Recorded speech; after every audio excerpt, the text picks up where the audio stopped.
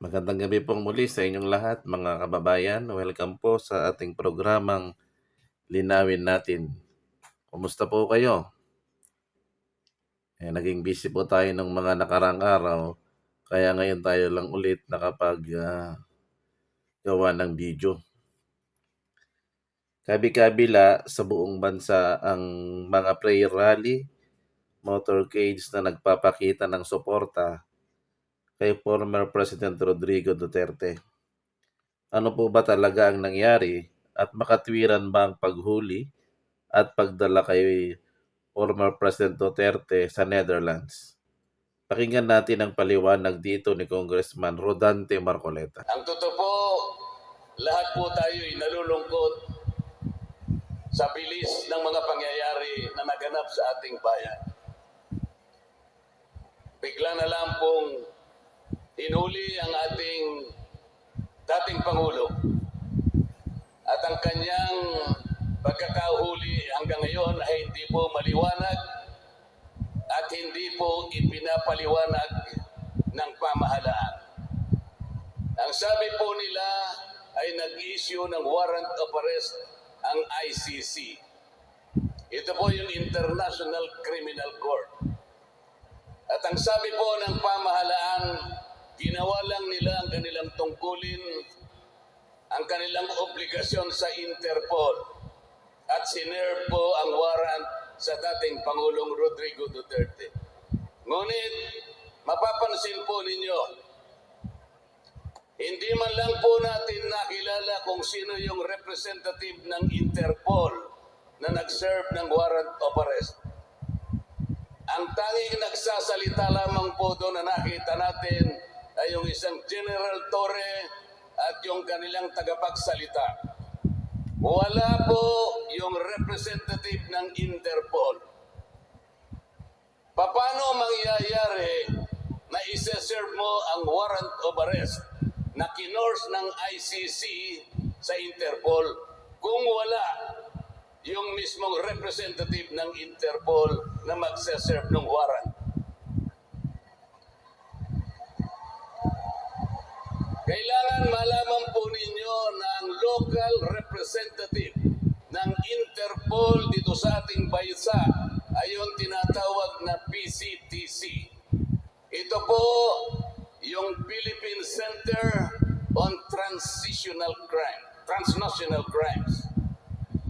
Bakit wala po yung executive director ng PCTC na siya dapat ang personal na nag-serve ng warrant of arrest?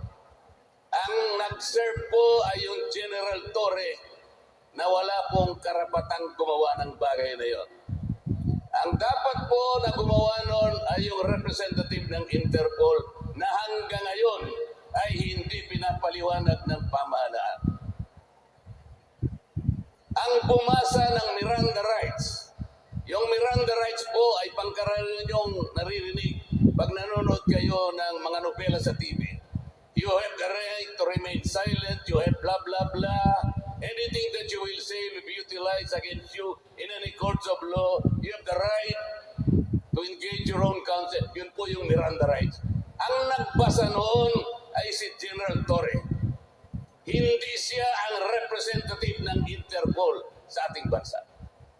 Bakit po ganun ang proseso? Nakalagay po sa tuntunin ng ICC na kapag ang mamamayan ng isang estadong katulad natin ay hinuli ng Interpol, kaagad siyang ilalagay sa harap ng isang competent judicial authority dito sa bansa na kung saan siya naninirahan. Ang ibig sabihin nun, kung dinakip si Pangulong Duterte, dapat siya ay dinala sa harap ng hukuman sa Pasay City sapagkat doon naglanding ang kanyang aeroplano. Saan dinala ang Pangulong Duterte? Dinala po sa Fillmore Air Base. Ito po ang mga prosesong mali at hindi na po nasunod ang patakaran mismo ng ICC. Ang sabi po sa tuntunin ng ICC, kailangan dumaan sa proseso ng domestic state. Yun nga, kailangan kilalanin kailangan i-determina kung yung warrant of arrest ay applicable. Kung yung warrant of arrest ay na-issue ng tama, lahat po ito'y kinakailangan may saayos. At kung walang nalabag at kung nirespeto ang karapatan ng taong inaresto. Lahat po ito ay hindi nagkaroon ng determination sapagkat hindi dinala si Pangulong Duterte sa isang competent judicial authority. Dapat dinala siya sa pinakamalapit na RTC ng Pasay City. Regional Trial Court. Yun po yung dapat. Dinala po siya sa Villamor Air Base.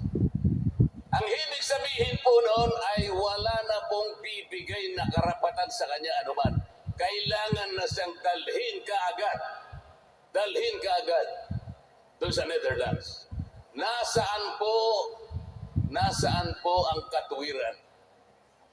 Nasaan po ang pamantayan ng batas na sinusunod kahit nasa ISIS?